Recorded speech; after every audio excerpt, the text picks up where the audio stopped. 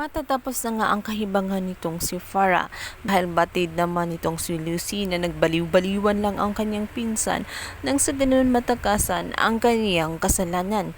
Nakita niya ito sa kanyang mga mata na alam niya ang kanyang ginagawa. Kaya naman nang tumakas nga ito ay agad nila itong sinundan. Nabunutin nga ni Lucy itong kanyang pinsan para lamang magsalita kung nasaan nga ba naroroon itong si Darius. Subalit sadyang matigas nga itong si Farah at talagang tinatakasan itong si Lucy. Kaya naman, stress na nga itong si Lucy at hindi na niya alam ang kanyang gagawin.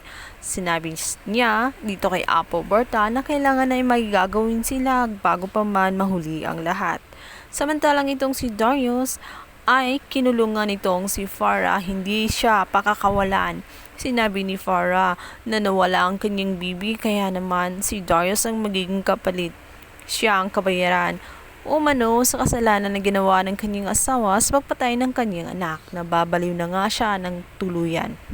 Kaya naman kumilos na nga itong si Lucy.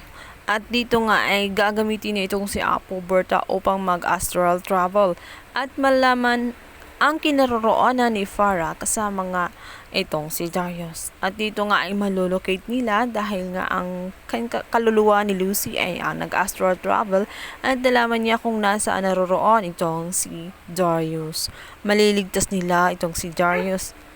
Samantalang itong si Farah, gugulat na lamang siya sa kanyang pagising sapagkat wala na roon itong nakagapos na si Darius dahil tuluyan na ngang dinala ng kanyang asawa pauwi ng kanyang bahay. Tingnan pa natin ang lalong umiinit na tagpo ng Stolen Life. Kung ano ang mangyayari kay Farah ngayong wala na nga itong si Darius sa kanya, paano niya harapin ang katotohanan na talo na talaga siya at ang panalo ay walang iba kundi ang kanyang pinsan na si Lucy.